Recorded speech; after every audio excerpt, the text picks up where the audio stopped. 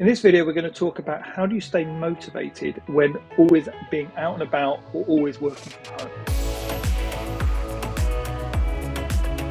As I've said before, working from home, it can quickly turn into a prison if you're not making time for yourself and your family. We all started enjoying working from home because we felt it gave us more freedom and I could, go to work in my pajamas, that old sort of trope. But the reality is that sometimes the lack of structure and the lack of discipline can really impede our productivity. The fact that we end up not being as productive because we're distracted.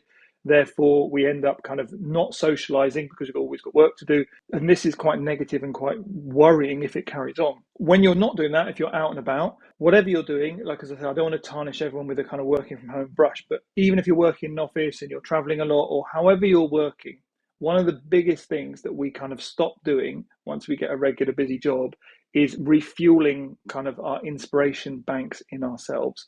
And it's very, very difficult to stay motivated doing what you're doing once you've got a job that is overloading you with work because there is no time for it. But the problem is that it's the thing of like what got us the job, the excitement, the enthusiasm, the great portfolio can quickly dissipate if we allow this to happen. And it's very much we are allowing it to happen. We have to be strict and take control of the way people treat us, the way we treat ourselves, and respect our boundaries. And actually, the advantage of working for yourself, working from home, or always being traveling is that you, where possible, build a routine that works for you.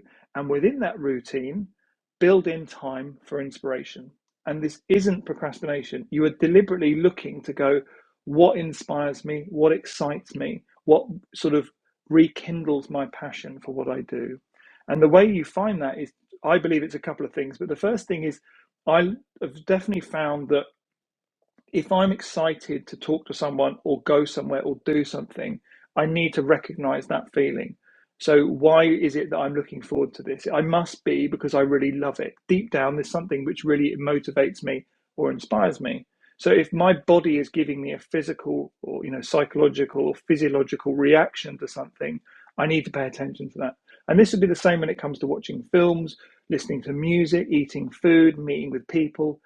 All of these things are providing stimulus which make us feel better. So what you need to probably be doing is one, listen to your body, see what is reacting with you and working, and then make time for inspiration. Block out time in your schedule deliberately where you're going to go, right, for the next hour, I'm not going to do anything apart from just browse the internet and I'm going to see if I find anything I like. And this is where you have a little bit of a system. So I use a thing called, it's Clearly with a Q.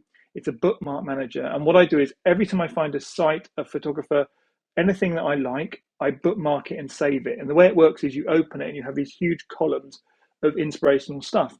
But what makes it super easy is once I've got like a column of inspirational websites, I can just keep clicking on them, open 10, get a cup of coffee out, and just browse those websites knowing I've already curated them. So if you have this ability to make time for creativity, then stick to it, take it really seriously, and then have a system where you're constantly refilling that creative time and then pruning it. So anytime you find a website or a YouTube channel or a podcast you like, save it to there and you can go and revisit it regularly and see what it's like. You might find that actually, I thought this website was great, but they only update it once a month, so that's not really going to work for me. So you just delete it and find something else.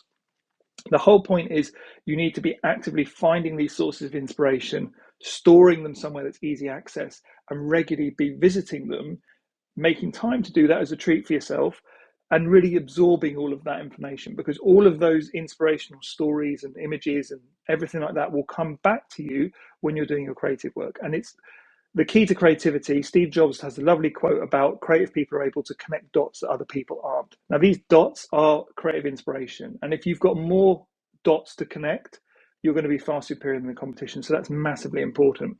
If you want to not only make these dots interesting, but to stay interested, I thoroughly recommend for looking for inspiration outside of your industry, because all of us can get very kind of locked into what's fashionable with what we do. So if you work in branding, I personally love to look at photography, interior design, films, cooking, fashion, all those kind of other disciplines, because I'm able to approach it with no stigmas or stereotypes, and I'm able to draw inspiration from what they're doing. So, for example, I love picking colors for color palettes and brand identities by looking at paintings, films, and interior design.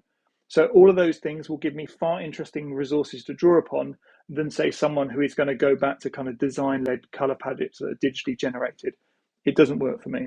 So we need to do that. And the final point, if you want to stay motivated, you need a little bit of expectation, a little bit of thing that's going to get you fired up to try hard. And the way you do that is to collaborate with other people, because not only will being around other people motivate you and push you to do better, but when you collaborate and people are expecting you to produce work or to do something as part of the collaboration, that motivates you, because now you don't want to let them down. So now it becomes like a work job and it's got a bit of focus to it. Where if you don't have that, this feels like an activity that can easily be replaced, or, oh, I've got a rush job on, can you fit it in? Yeah, I won't do my inspiration dump to this week. I'll fit in some other work. And unfortunately, if you keep doing that, like making time for exercise and fitness or whatever it is, it will slide and it will stop happening. And you as a creative person will start to dull and plateau, and you'll wonder why you're being overlooked for work. So we want to avoid that by finding places that excite you, make time for them deliberately, and collaborating with people that excite you to stay motivated, inspired, and interested.